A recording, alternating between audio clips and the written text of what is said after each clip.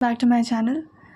Today we are going to read the story Bonku Babu's Friend, written by Satyajit Ray.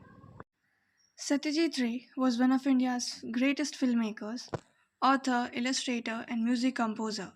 Ray is celebrated for works including the Apu trilogy, The Music Room, The Big City, and Charulata. Bonku Babu's Friend, an excerpt from Three Rays, Stories from Satyajit Ray, has been chosen because of its popularity among young readers. Bonku Babu's Friend, which was conceptualized a long time ago, is an inspiration for Indian writers of science fiction. Bonku Babu, a gentle school teacher who was bullied by all who knew him, stumbles upon an alien spacecraft. This discovery gives him the confidence to stand up against all those who mocked him and taunted him. A gentle reminder that standing up to a bully is the only way to overcome this social evil. No one had ever seen Bonku Babu get cross. To tell the truth, it was difficult to imagine what he might say or do if one day he did get angry. It was not as if there was never any reason for him to lose his temper. For the last 22 years, Bonku Babu had taught geography and Bengali at the Kankurgachi village primary school. Every year, a new batch of students replaced the old one, but old or new, the tradition of teasing poor Bonku Babu continued among all the students. Some drew his cartoons on the blackboard, others put glue on his chair, or on the night of Kali Puja, they lit a chasing rock and set it off right behind him. Bonku Babu did not get upset by any of this. Only sometimes he cleared his throat and said, "Shame on you, boys." One of the reasons for maintaining his calm was simply that he could not afford to do otherwise. If he did lose his temper and left his job in a fit of pique, he knew how difficult it would then be to find another at his age. Another reason was that in every class there were always a few good students, even if the rest of the class was full of pranksters. Teaching this handful of good boys was so rewarding to Bonku Babu that alone made life as a teacher worth living. At times, he invited those boys to his house, offered them snacks, and told them tales of foreign lands and exciting adventures. He told them about life in Africa, the discovery of North Pole, the fish in Brazil that ate human flesh, and about Atlantis, the continent submerged under the sea. He was a good storyteller. He always had his audience enthralled. During the weekend, Bonku Babu went to the lawyer, Shripati Majumdar's house to spend the evening with the other regulars. On a number of occasions, he had come back thinking, enough, never again. The reason was simply that he could put up with the pranks played by the boys in his school. But when grown ups, even middle aged men, started playing the fool with him, it became too much to bear. At these addas that Shripati Babu hosted in the evenings, nearly everyone poked fun at Bonku Babu, sometimes bringing his endurance almost to breaking point. Only the other day, less than 2 months ago, they were talking about ghosts.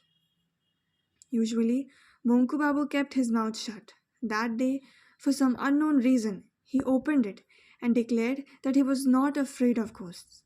That was all. But it was enough to offer a golden opportunity to the others. On his way back home later that night, Bonku Babu was attacked by a spook. As he was passing under a tamarind tree, a tall, thin figure leapt down and landed on his back. As it happened, this apparition had smeared black ink all over itself, possibly at the suggestion of someone at the meeting. Bonku Babu was not frightened, but he was injured. For 3 days his neck ached. Worst of all, his new kurta was torn and it had black stains all over. What kind of a joke was this? Even so, Bonku Babu had to come to these meetings. If he didn't want, what would Shripati Babu think? Not only was he a very important man in the school committee and in the village, but he couldn't do without Bonku Babu, who could provide amusement to all. On one particular day, the topic of conversation was space. In other words, they were talking of spaceships and space travel. Soon after sunset, a moving point of light had been seen in the northern sky. A similar light was seen 3 months ago, which had led to much speculation. In the end, it had turned out to be a Russian satellite called Khotka, or was it Foska? Anyway, this satellite was supposed to be going round the Earth at a height of 400 miles and providing a lot of valuable information to the scientists. That particular evening, Bonku Babu was the first to spot the strange light. Then he called Nidhu Babu and showed it to him. However, when he arrived at the meeting, he found that Nidhu Babu had coolly claimed full credit for being the first person to see it and was boasting a great deal about it. Bonku Babu said nothing. No one in the group knew much about satellites, but that did not stop them from offering their views, said Chandi Babu. Somebody sees a point of light in some obscure corner of the sky and the press gets all excited about it. All humbug. Ramkanai countered this remark. He was still young. No, it may not be any of us here, but it is a human achievement, surely, and a great achievement at that. Well, you wouldn't expect a bunch of monkeys to do that, would you? All right, said Nidhu Babu. Let's not talk of satellites. After all, it is just a machine going round the earth, they say. No different from a spinning top. A top would start spinning if you got it going, or a fan would start to rotate if you pressed a switch. A satellite is the same. But think of a rocket. That can't be dismissed so easily, can it? Chandi Babu wrinkled his nose. A rocket? Why, what good is a rocket? All right, if one was made here in our country, took off from the Maidan in Calcutta, and we could all go and buy the tickets to watch the show, well then, that would be nice. But you are right, Ramkanai agreed. A rocket has no meaning for us here, in this village. Bhairav Chakrabarti spoke next. Suppose some creature from a different planet arrived on Earth. So what? Even if it did, you and I would never be able to see it. Yes, that's true enough. Everyone turned their attention to their cups of tea. There did not seem to be anything left to be said. After a few moments of silence, Bonku Babu cleared his throat and said gently, Suppose, suppose they came here. Nidhu Babu feigned total amazement. Hey, Bunker wants to say something. What did you say, Bunkam? Who's going to come here? Where from? Bonku Babu repeated his words, his tone still gentle. Suppose someone from a different planet came here. As he did so often, Bhairav Chakravarti slapped Bonku's back loudly and rudely, grinned and said, Bravo, what a thing to say! Where is a creature from another planet going to land? Not Moscow, not London, not New York, not even Calcutta, but here, in Kankurgachi. You do think big, Bankam, don't you? Bonku Babu fell silent, but several questions rose in his mind. Was it really impossible? If an alien had to visit the Earth, would it really matter where it arrived first? It might not aim to go straight to any other part of the world. All right, it was highly unlikely that such a thing would happen in Kankurgachi village. But who was to say for sure that it could not happen at all? Shripati Babu was silent so far. Now, as he shifted in his seat, everyone looked at him. He put his cup down and spoke knowledgeably. Look, if someone from a different planet does come to Earth, I can assure you that he will not come to this God forsaken place. Those aliens are no fools. It is my belief that they are sahibs and they will land in some western country where all the sahibs live. Understand? Everyone agreed with the sole exception of Bonku Babu. Chandi Babu decided to take things a bit further. He nudged Nidhu Babu silently, pointed at Bonku Babu, and spoke innocently.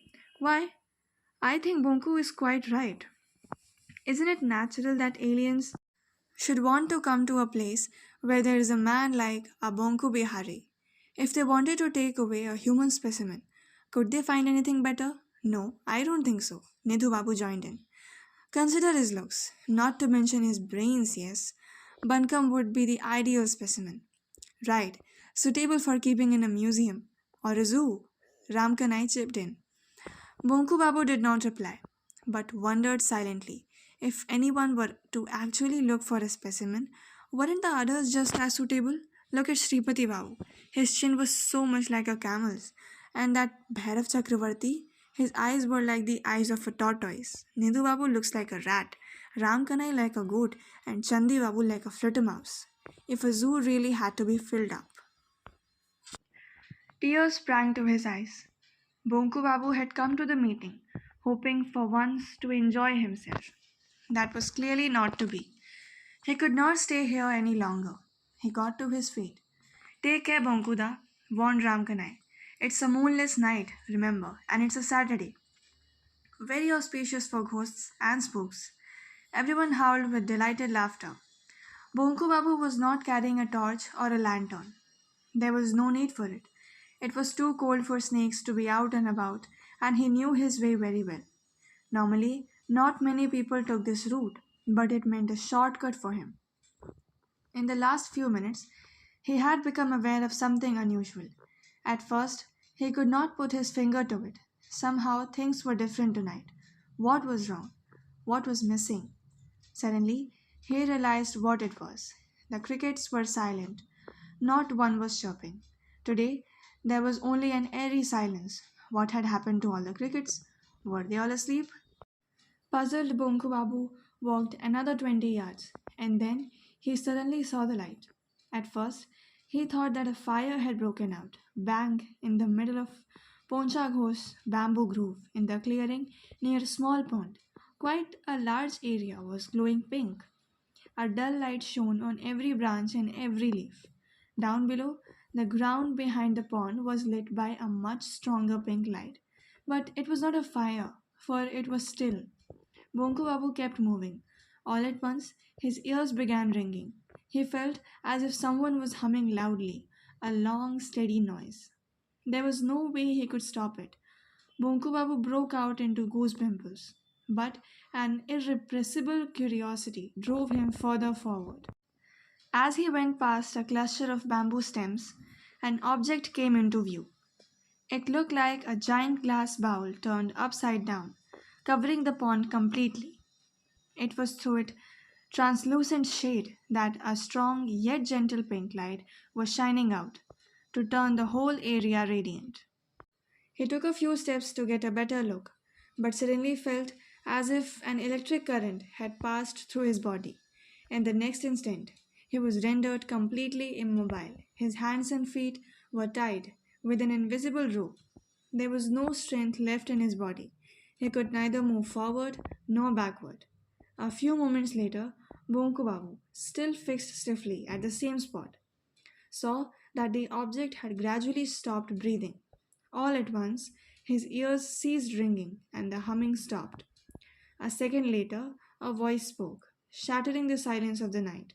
It sounded human but was extraordinarily thin. Millie Pippin Crook, Millie Pippin Crook. It said loudly. Bonku Babu jumped a little. What did it mean? What language was this? And where was the speaker? The next words the voice spoke made his heart jump again. Who are you? Who are you? Why, these were English words. Was this question addressed to him? Bonku Babu swallowed. I am Bonku Bihari Datta, sir. Bonku Bihari Datta, he replied. Are you English? Are you English? The voice went on. No, sir, Bonku Babu shouted back. Bengali, sir, a Bengali. This was followed by a short pause. Then the voice came back, speaking clearly. Namaskar. Bonku Babu heaved a sigh of relief and returned the greeting Namaskar. He said, suddenly realizing that the invisible bonds that were holding him tightly had disappeared. He was free to run away, but he did not. Now, his astounded eyes could see that a portion of a glass mound was sliding to one side, opening like a door. Thanks for watching and stay tuned for part 2.